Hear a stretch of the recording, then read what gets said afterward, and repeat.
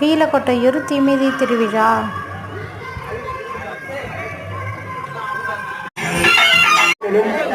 பிடாரியம்மன் ஆலயத்திற்கு வருமாறு அழைக்கப்படுகிறார்கள். அது சமயம் தீமிதி திருவிழா முடிந்த பிறகு